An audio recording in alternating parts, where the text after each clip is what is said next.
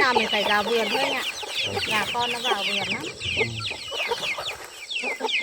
Hôm nay em đi xem có gì thu hoạch không rồi em hái. Anh ở nhà nhé.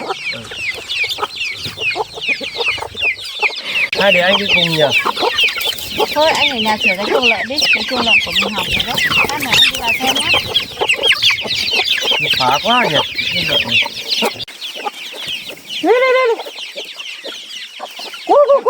Em ấp thêm 2-3 đàn gà rồi đấy. Mai là mình có nhiều gà lắm rồi.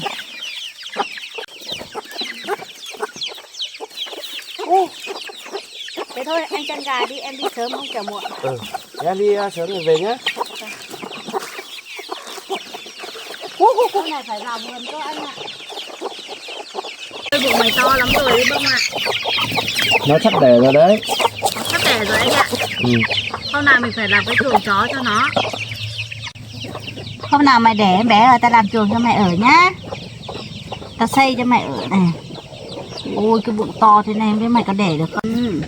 Mày nữa không được đi bẻ bầu nữa. Đây này mẹ mày này. Rồi mày nữa sợ không đẻ được đây này. Chú mày ở nhà nhá. Rồi ở nhà ngoan nhá.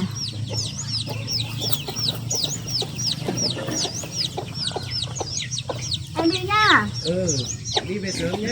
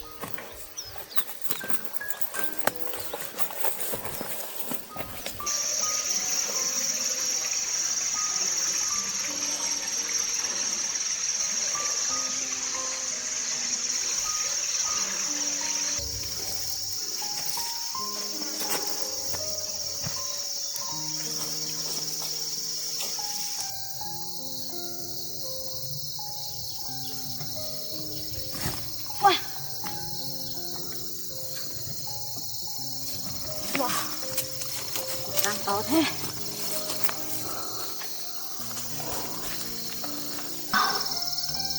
Dài quá.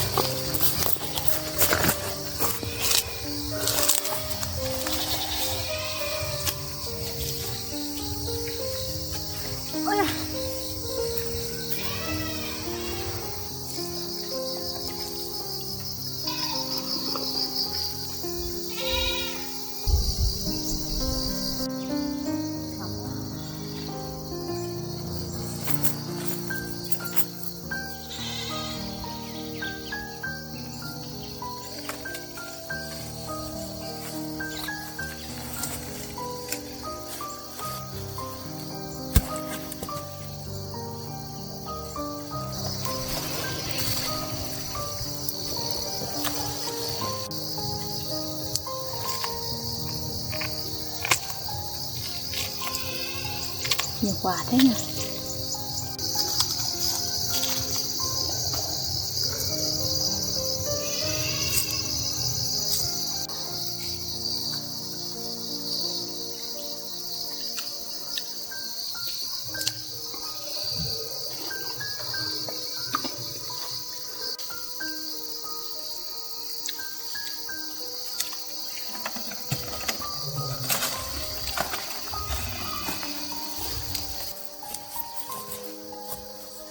Wow, nhiều cam quá nhờ.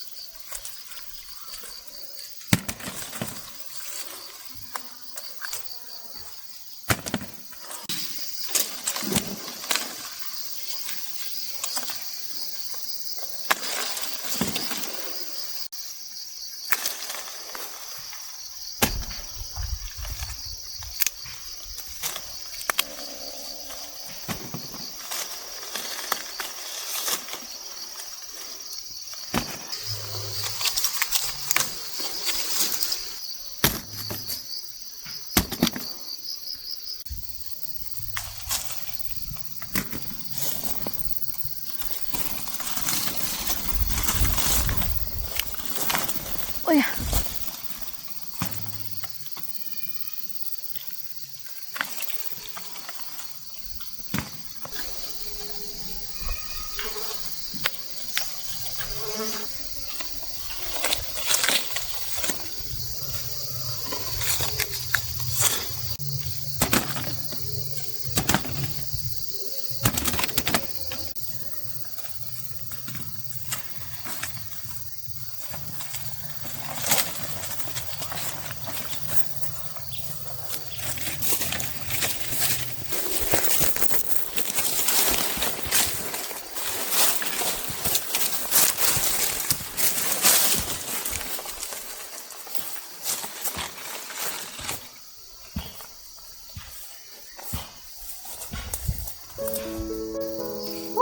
Nhiều cam thế.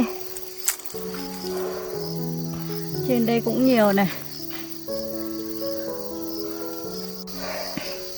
Nhiều cam quá nhờ. Biết thế mình rủ anh Ngọc lên đây.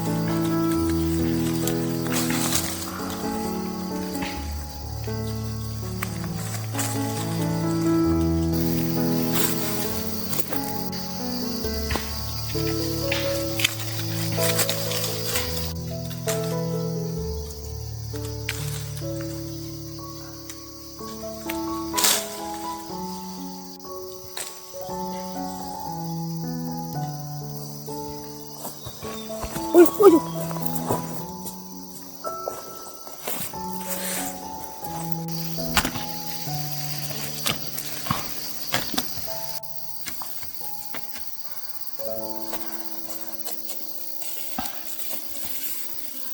Wow. nhiều quá rồi.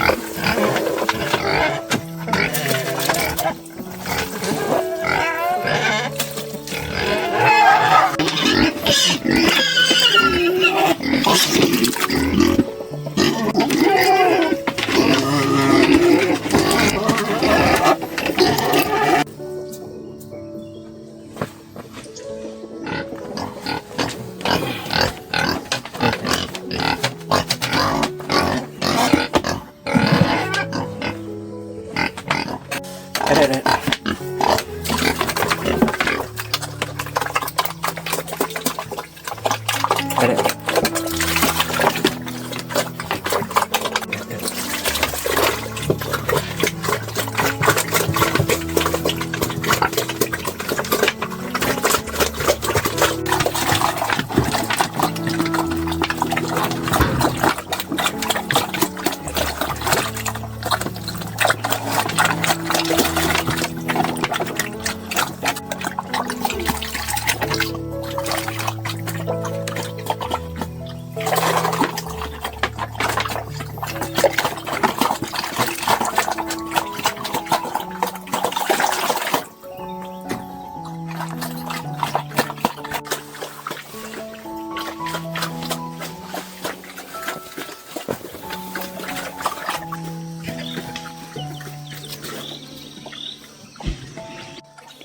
Gà vào phá hết vườn rau rồi,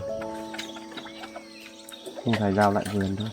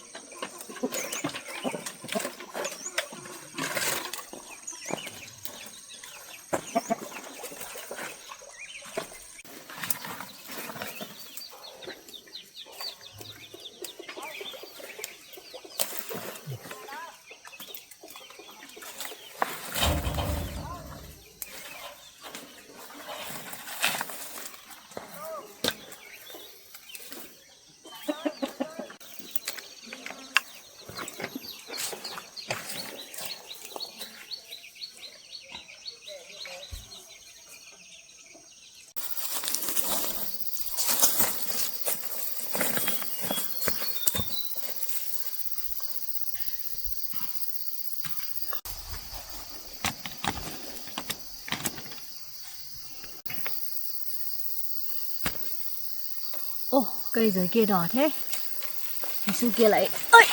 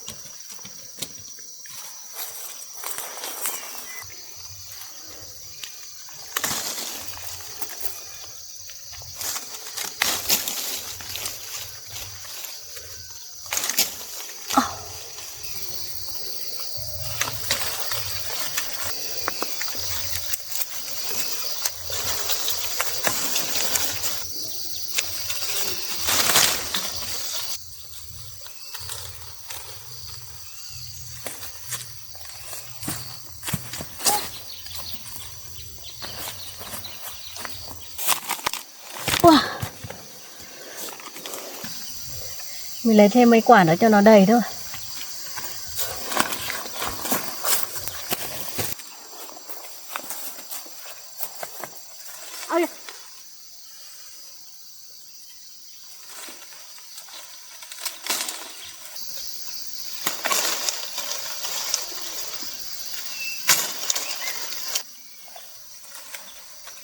Wow, quả nó to thế.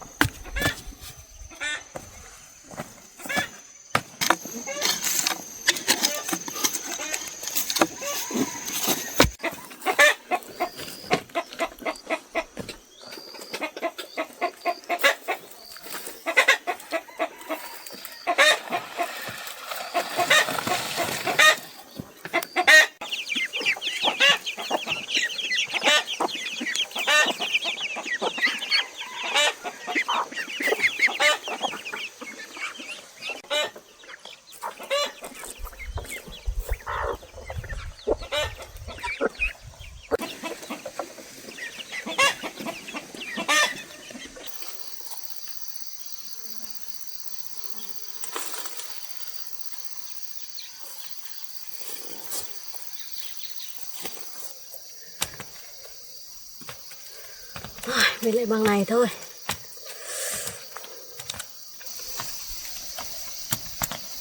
Ôi đầy quá rồi. Làm nhiều quá, nhưng mà thôi để đợt sau mình về lấy.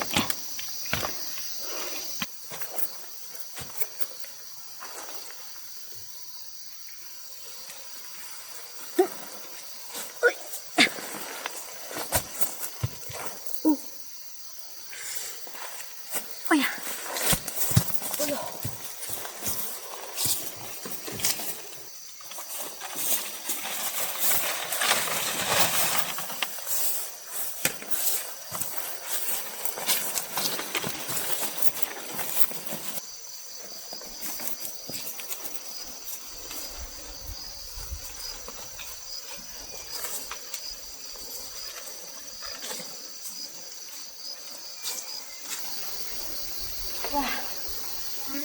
Mình còn nhiều thế.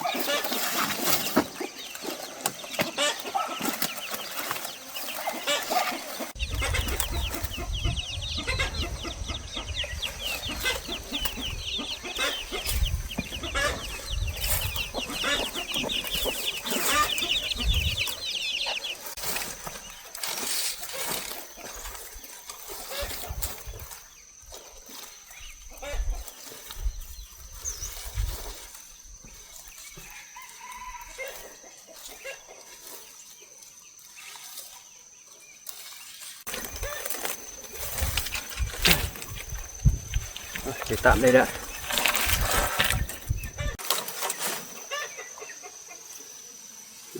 Đi buộc đã.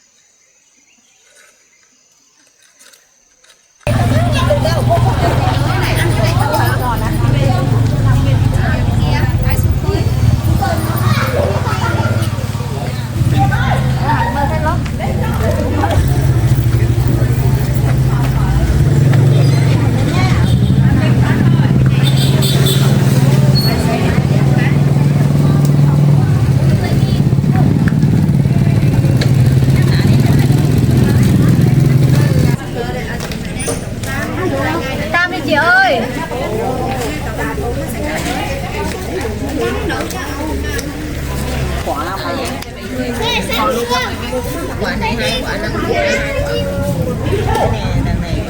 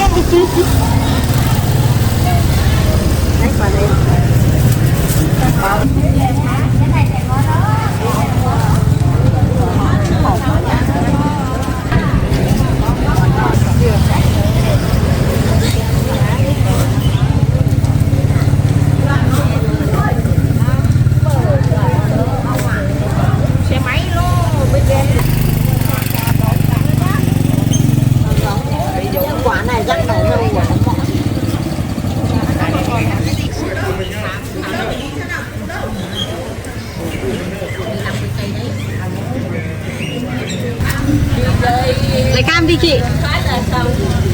Cam em hái trên đồi ngọt.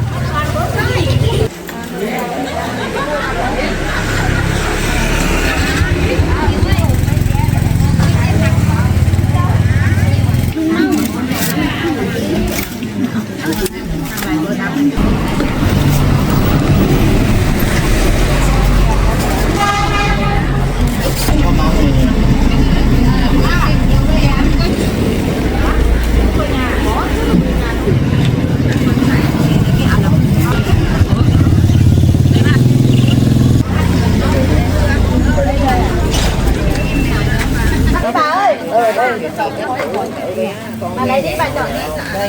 Lúc này kỳ này Cam vườn đấy, ông bà chọn vườn đấy. trên đồi luôn.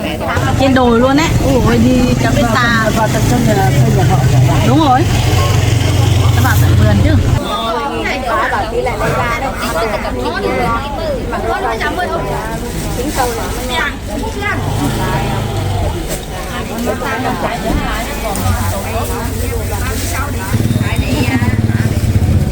Một 15.000. Đó, 15.000. Có tiền lẻ không? Tôi có tiền lẻ cháu đi. Có nhỉ? Cháu cảm ơn nhá. Cân nhá. Đâu ta cho cân quả cọ của mày cho ngon này. Cảm ơn ơi, 15.000 này. Nó hơi đi chặt.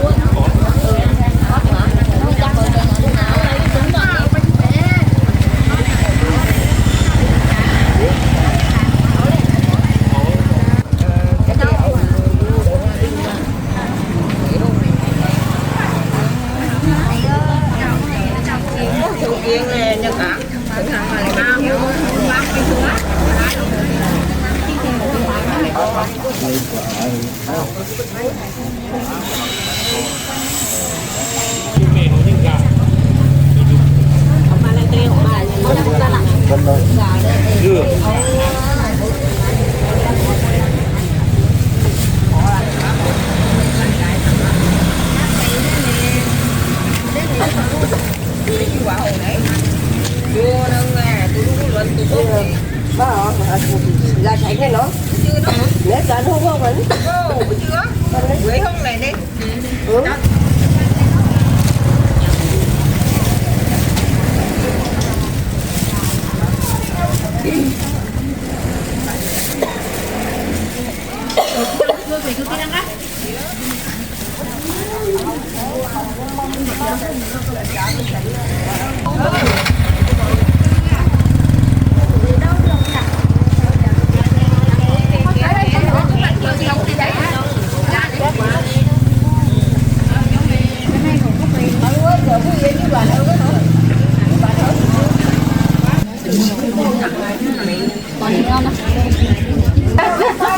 Kho này khai bài chờ là cá nhá, ngon quá đấy. Nó ăn vào cuối thì bán người đã ngon. Ở đây. Ơi.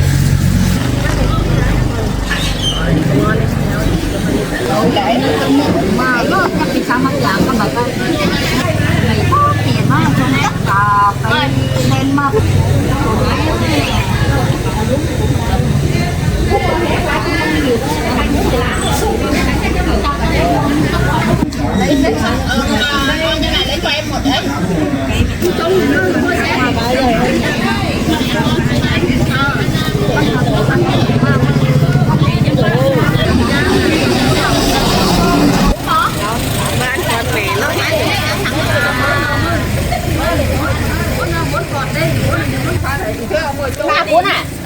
hả? Phải không? Trứng ở nhà không? Trứng nhà mình cao.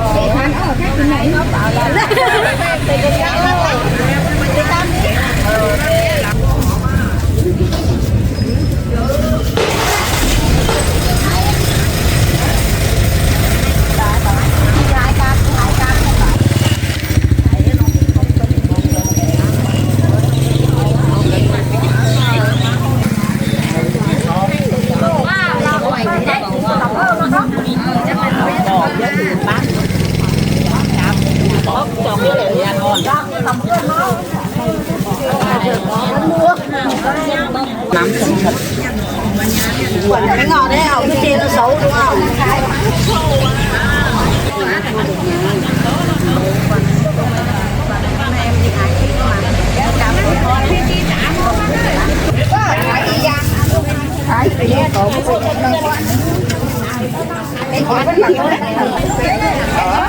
Cái ở bên đó ăn bữa này ba lại nó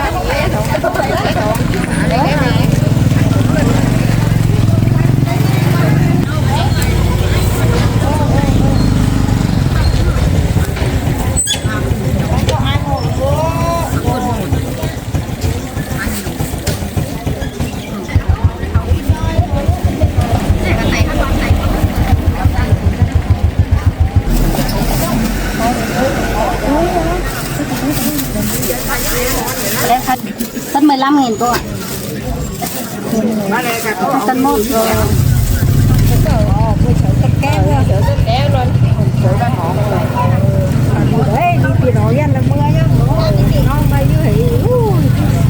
có đẩy cái bò với hệ mưa ba đâu mà lại khó nằm thì nó tổ cây thì nó cái đây đi giá đi hết thì nay đó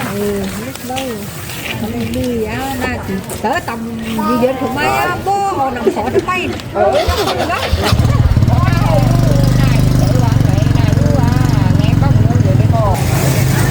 Lấy một cân ạ.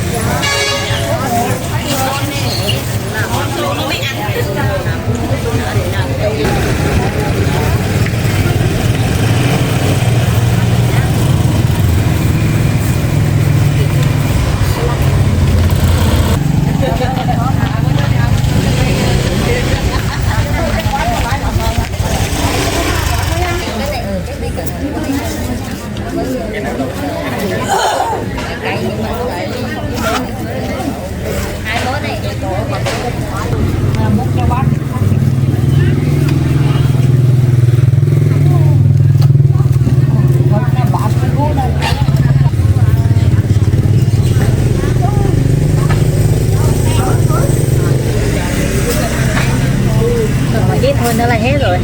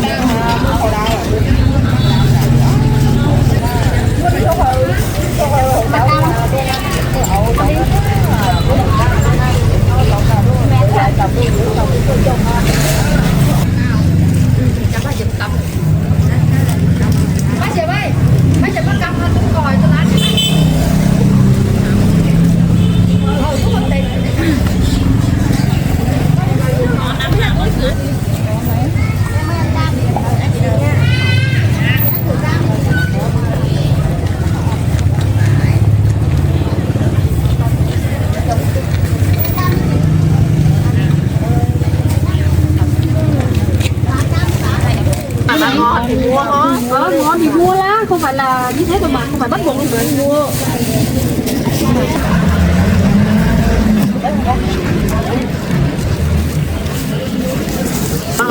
Ngon hả? Nó mỏng nước.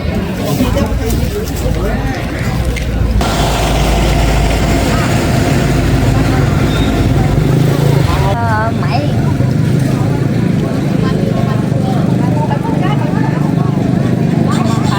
cam đi chị.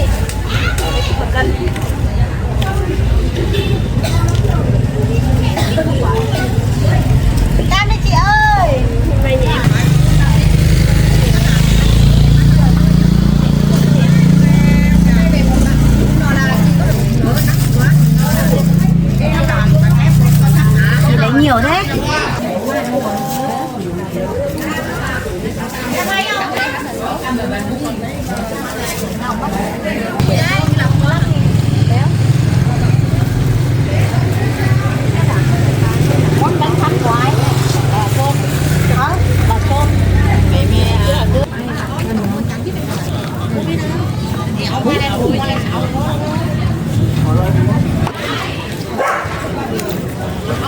Quả mình đem về cho anh Ngọc ăn nữa.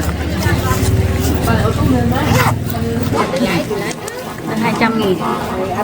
Còn mấy quả này chắc mình đem về cho anh Ngọc thôi.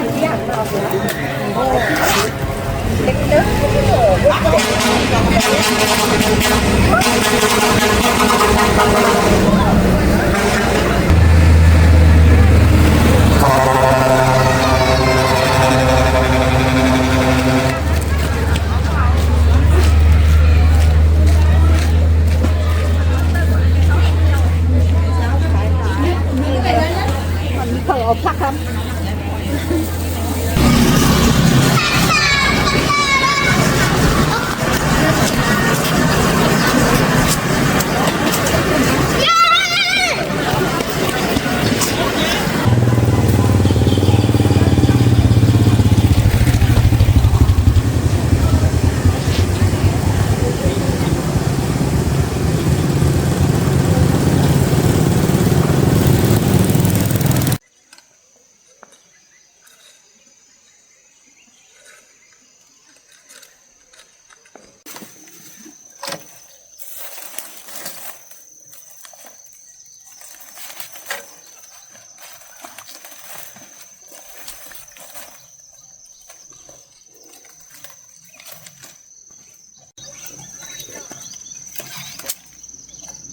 Đấy, như thế này xem gà nó còn vào được không?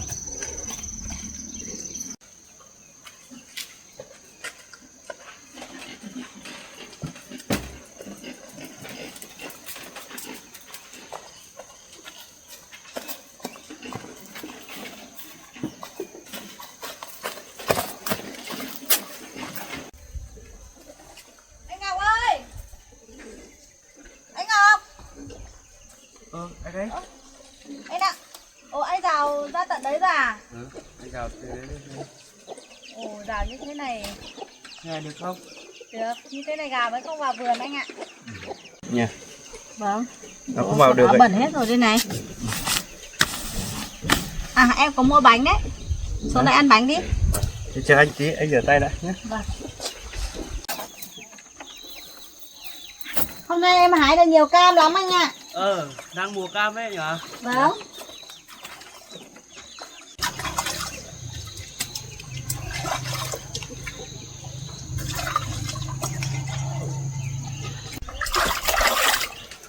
Đấy, cái này chúng không vào vườn nữa, đưa nó rồi. Thế rồi, như thế này quá ổn anh ạ. Này gà nó chơi xung quanh vườn thế nên cho nó chơi thoải mái thôi.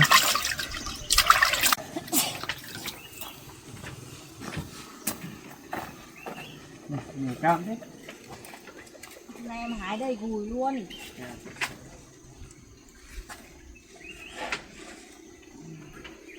Em mua được bánh này. Em gùi ít thôi nhá, không là đau lưng nữa nhá. Sau này đau lưng đấy. Anh ăn đi. Em ăn đi.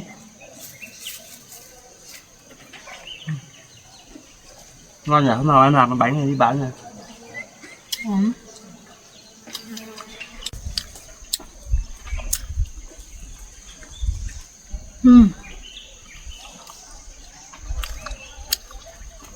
Ngon. Ngon quá. Thế từ sáng giờ anh không nấu gì ăn à? Anh mải làm quên mất. Làm có phải nhớ để nấu ăn chứ.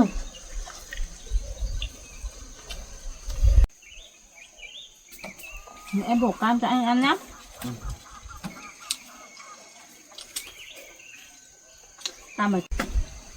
Cam ở trên đồi sai lắm anh ạ. Nhá. Mùa này mùa cam mà. Vâng. Ăn đi này. Cứ để trên đấy anh ăn bánh cho anh.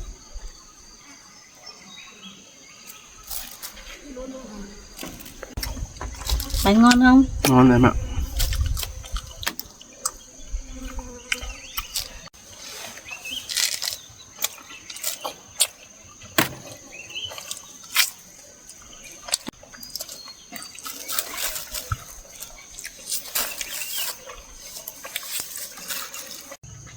Sắp đến Noel rồi đấy.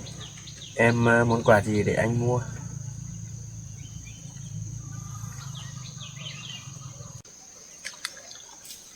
Thôi, em không cần quà gì đâu, chỉ cần gia đình mình sống vui vẻ với nhau là được mà.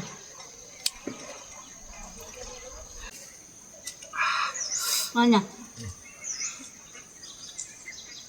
Hay là mai mình đón Ngân về nhà chơi đi. Nhỉ? Ngân chắc cũng được nghỉ mà. Vâng.